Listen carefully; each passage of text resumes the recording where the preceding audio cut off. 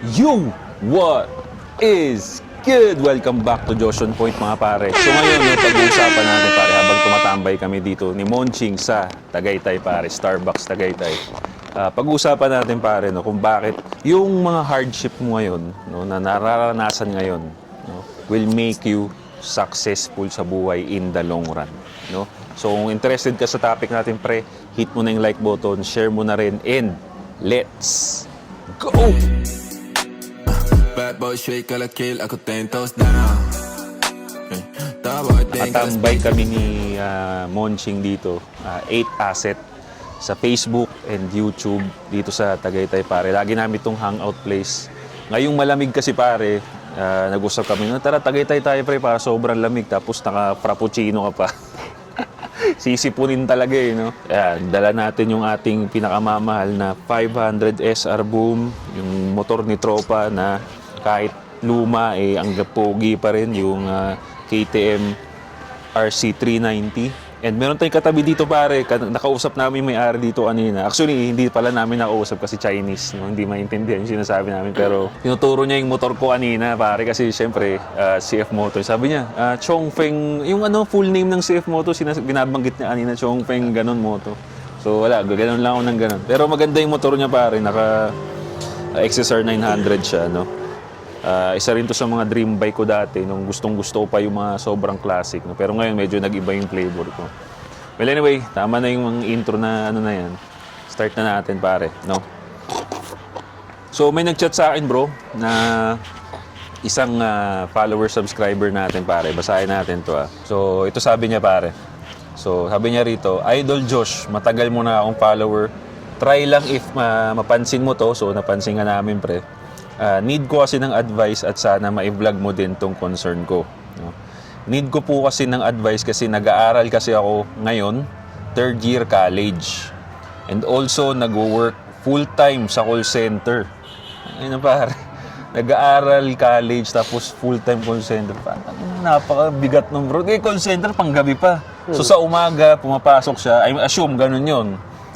Sa umaga klase mo tapos sabay sa gabi, call center. Pare, may tulog ka pa ba, bro? So, and also, yun nga, nag-work siya sa call center. And lastly, kakasimula ko lang ng maliit na online business ng perfume nitong December 2024 lang po. So, bago lang. Last year lang. So, ask ko lang po if makakaya ko ba siyang i-handle. Sige, pag-usapan natin mamaya. Kasi ako, pare, meron akong work, meron akong work, meron din akong online business, at the same time meron din akong kaya ako nagkaroon ng online business dahil din sa social media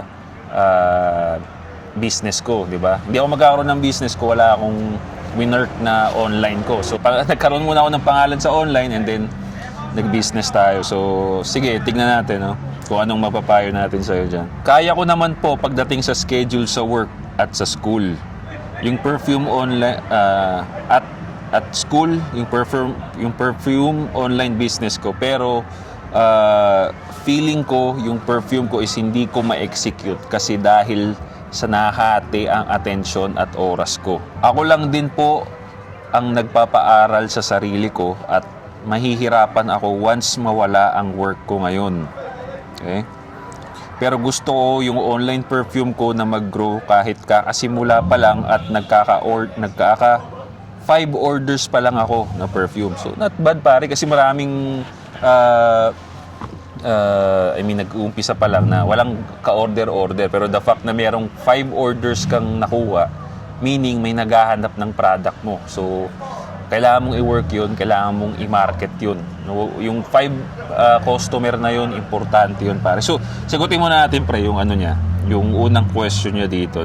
Kung mayroon kang ganun pare, may 3 kang ginagawa, college nag-aaral, call center ka pa, plus online business, nakakasimula pa lang. Kung ikaw nandun sa kalagayan na yun, paano mo siya i-handle pare? Paano? Gago, ang hirap nun. Oo, di ba? Mahirap siya, pare.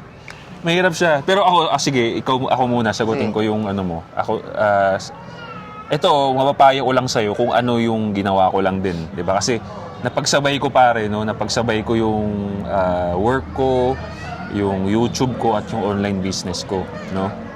Well, kasi work from home naman kasi ako noon, no? Kaya so paano mo siya ma-handle? Since ang main income niya pare, no? Ang main income mo kasi importante pa rin paring pag-aaral niya, di ba? Importante 'yun.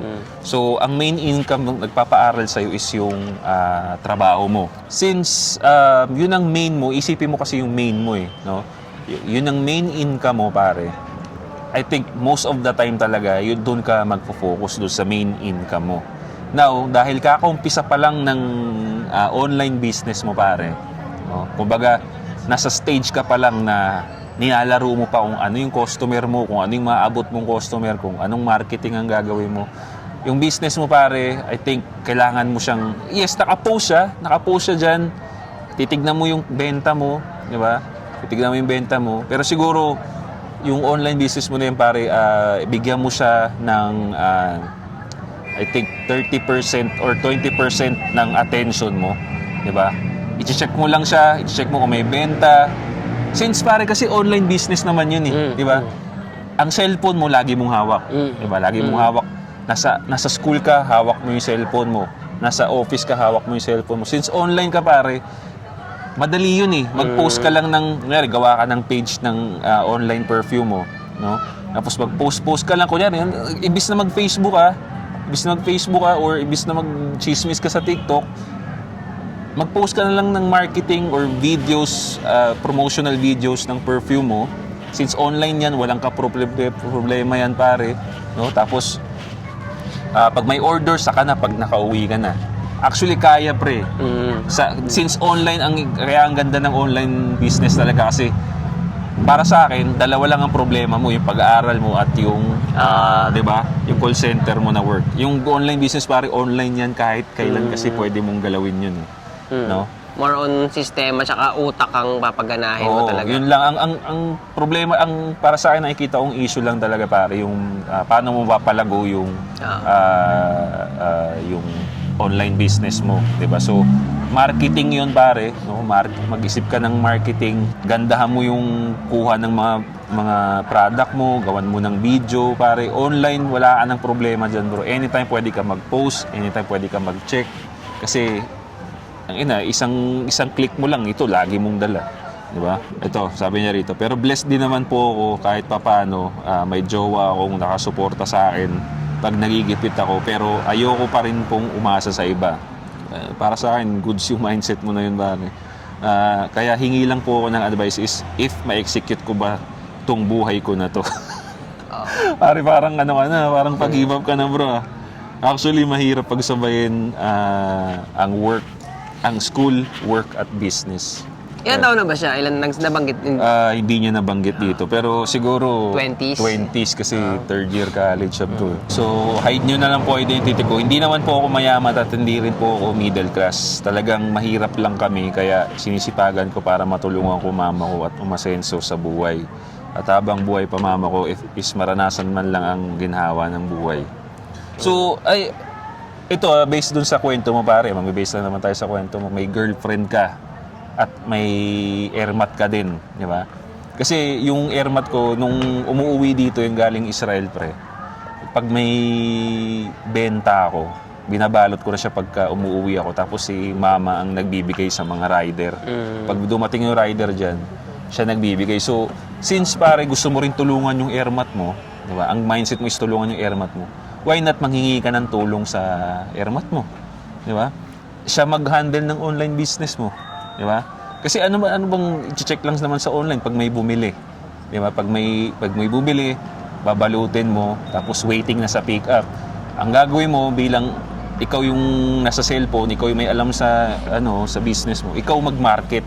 Mama mo mag-aasikaso or yung girlfriend mo pag may time siya. Di ba? Nasa position ka na sobrang komplikado. Hindi mo pwedeng, although gusto ko yung mindset niya na ayaw mong umasa sa iba. Pero since nasa sitwasyon siya na sobrang komplikado, parang you have no choice, para kailangan mo umasa sa iba eh. Hindi, ako naisip ko nga, nasa ka yung ginagawa mo, battle for excellence yan. Kaya pag nandyan ka sa ganyang senaryo na battle for excellence yan, walang problema, abusuhin mo yung tulong na ibibigay nila sa'yo. Kasi wala kang maling ginagawa di ba? pre, tama, Pero doon ako totoo. nagsisinungaling ka sa amin. Pero hindi ko iniisip na nagsisinungaling ka. Malupit yung ginagawa mo, abusuhin mo na tutulungan ka nila. Oo, pare. Tsaka, the fact na, kunyari, airmat mo na lang muna. Airmat mo na lang. Since sabi mo may airmat ka, wag na muna yung girlfriend mo. Once na i-open mo sa kanya, man, gusto ko kasing lumago tong business ko. Ang problema, nahihirapan talaga ako. So gusto ko lang sana manghingi ng tulong sa'yo. Sinong magulang ang ayaw marinig yun sa anak nila na parang, Baba, ayos nag-aaral yung anak ko, siya nagpapaaral sa sarili niya tapos nagbi-business pa. O sige anak, di ba? Try mo lang pare, try mong i-open up yun sa parents mo. Kasi syempre, nakakaawa ka nga rin naman dahil 3 yung inaalala mo. So, why not yun, tulungan mo sa parents mo, patulong ka sa parents mo, sabihin mo yung plano mo, di ba? Or kung hindi naman sa parents mo, ayaw mo sa parents mo, sa girlfriend mo na lang talaga, di ba? So, kailangan mo ng tulong Kailangan niya ng tulong doon. Ako pre, may may totoong kwento na akong alam ng ganyan na sobrang nung narinig ko sa tangin, ang hirap nun, parang imposible, pero ginawa niya talaga. Successful na yung tao na yun ngayon. Parang imposible rin talaga, halos di rin matulog. Pero nagawa niya Kaya lang tumatak sa akin kasi parang tinatanong niya kung kakayanin niya ba. Kaya yan. Pero sabihin ko sa'yo, mahirap talaga yan. Ang lupit mo na nilagay mo yung sarili mo sa ganyan sitwasyon. Ang lupit mo, sasabi ko sa'yo. Talagang bilib ako sa'yo na nandyan. Kumbaga, nahihirapan na siya. Naghanap pa siya ng challenges pa lalo. Diba? So, hindi siya na... Actually, hindi naman niya kailangan mag-business pa ngayon kasi nag-work siya as a call center. Pero the fact na naghanap pa siya ng business, para sa akin pare, you're on to something. Ipagpatuloy mo yung ganyang mindset. Huwag mong isipin na kakayanin ko ba to. Pare, gumawa ka ng paraan at yun na tulungan ka namin, manghingi ka ng tulong. Kasi for sure ako pare, pag meron kang ganyang mindset bro at yung hindi ka basta-basta, ayoko na, suko na ako. Naghahanap ka pa ng way, I mean, para dumagdag yung pera mo, ganyan-ganyan. Pare, walang loser na ganyang mindset no? Walang loser na ganyang mindset, bro. So, okay pare, okay ang ganyan. Siguro, yun nga, kailangan mo lang manghingi ng tulong talaga pare sa parents at girlfriend mo, bro. No? Set a schedule sa bawat araw mo, set a schedule sa bawat araw mo. Kasi kung nasa work ka, I mean, since nandiyan ka na sa sitwasyon na yan, nasa school ka, okay, school ka. Tapos post ka lang ng konti pag break mo dun about sa business mo para ma-promote. Pag nasa work ka, okay, work lang. Para hindi ka maguluhan, pare. Para hindi ka maguluhan. Kasi pag pinagsabay-sabay mo iniisip yan, bro, one at a time lang, mababaliw ka talaga. Baka, ibis na maging successful ka, mabaliw ka. So, pag nasa work ka, okay, work 90%, 10%, nagpo-post ka lang sa business mo, check ka lang kung may orders. And then pag nasa bahay ka na bro, again, iyan na yung oras mo sa business mo. Pag nasa bahay ka na. Okay? Sasabihin mo, wala na akong pahinga pre. Nandiyan ka na Di ba? I mean, naghanap ka na nga ng paghihirapan sa buhay. Why not i-grab mo na? Pag nasa bahay ka, yan na yung time mo sa business mo bro. No? Ang reality lang siguro dito pare na hindi niya maiwasan is magkakaproblema siya dahil may relationship siya, may girlfriend siya. So, nakikita ko in the future, baka magka-issue yan, sabihin ko na sa yung nasa isip ko, baka magkaiwalay kayo niyan dahil nga mawawalan ka ng time sa kanya. Kasi nga, yung pahinga mo is para sa business mo. Diba? Para pahinga mo sa business. Pero, kailangan mo lang talaga pare, isama mo na lang siya, no? Doon sa business mo. Kaya nga sabi ko sa'yo, kausapin mo yung girlfriend mo, magpatulong ka sa kanya para maintindihan niya yung sitwasyon mo. At the same time, tulungan ka niya sa business mo para may oras kayo sa isa't isa, di ba? Yung pagbabalot ninyo, nag-uusap na kayo niyan, di ba? Kasi ganun ginagawa ko, yung SME ko, pag nagbabalot kami, yan yung time namin din magkwentuhan, magkulitan, ganyan. Pag nagbabalot ako ng mga pabango. Ako tingin ko naman, ako naniniwala ako na pag itong nanay mo at girlfriend mo, sinama mo dyan sa senaryo na yan at nakikita nila kung gaano ka ingay. nakikita nila kung gaano ka tunay yung intention mo na umabante. Ako naniniwala ko na ma-appreciate nila yan na na masayang adventure yan eh. So, naniniwala ko na sa pagtulong nila sa'yo, mag-e-enjoy din yung mga yan kasi meron silang ginagawang something na na may purpose eh, hindi, 'di ba? Hindi kalokohan. Hindi walang kwentang bagay. Kaya, yun na nga, abusuhin mo na tinutulungan kanila. Tapos yan nga, dahil nakikita ko nga na yung ganyang kalagayan mo pukpukan talaga yan. Talaga, pag nakaharap ka ng pagkakataon na, pag nakaharap siya ng araw talaga na pwede siya magpahinga, ipahinga mo na lang talaga. Pahinga, minom ka maraming tubig. Buti naman hindi niya binanggit na may barkada at nagiinom-inom. Kasi, barkada at nagiinom-inom siya. Kasi sa ganyan senaryo, wala nang room yun para sa ganyan. Wala na. Pero, yun na lang din ang isipin mo, pare. Ito na, gamitin mo na lang ding motivation yun, no? Lahat ng mga naging sobrang successful na sa buhay ngayon, wala kang maririnig na kwento sa kanila na may time pa sila makipag-inuman. Laging ang kwento nila is talagang nag-focus sila doon sa dapat nilang gawin sa buhay, which is yung business nga, nakahanap sila ng business. Diba? Yun yung laging kwento eh. Talagang loser talaga sila pagdating sa tropahan. Kasi nga, may pinag-focusan sila ng oras na mas importante. Pero at the end of the day, anong nangyari sa kanila? Mas naging successful sila. No? So, nagawa nilang mga inuman na yan after na, nung yumaman-yaman na sila. So, yun pare, yung temptation na yun, mamaya, motivated ka ngayon kasi narinig mo yung mga namin, pero mamaya pagka nag-inuman, tropa, nawalan ka na ng, di ba? Nawalan ka ng focus dun sa business mo, mabulilyaso yung plano mo. So, I think pare, focus lang, no? Focus sa work mo, focus talaga sa dapat gawin sa buhay. Focus lang, tuloy-tuloy lang. Naniniwala ako na, hindi pala naniniwala. Alam ko na in the process, dadali yan eh. Habang inuulit niya ng inuulit, dadali siya. Yun. Tama yun, pare. Na sa una lang yan, na kasi hindi mo paggamay yung dapat mong gawin eh, no? So, kaya importante mag-set ka talaga ng schedule para maging habit mo yun. Once na maging habit mo yung schedule na yun, magiging seamless, magiging smooth na lang yan, pare. Mapapansin mo parang wala na, madali na lang siya. No? So, ayun pare, sana nakatulong yun. Pagpatuloy mo yung ganyang mindset, pare.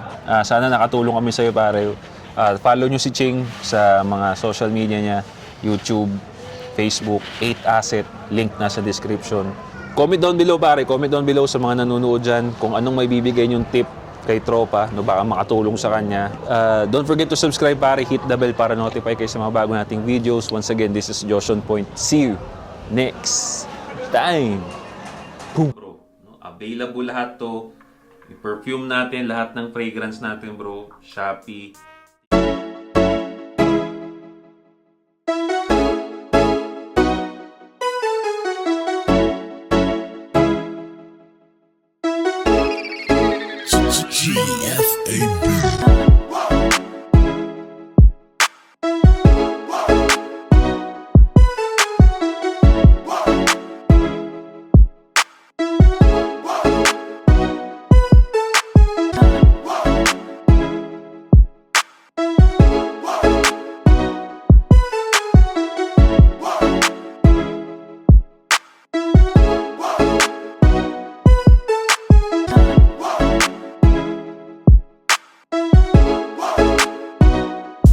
Yeah, that's it for me, guys. This is Josh on Point. See you next time.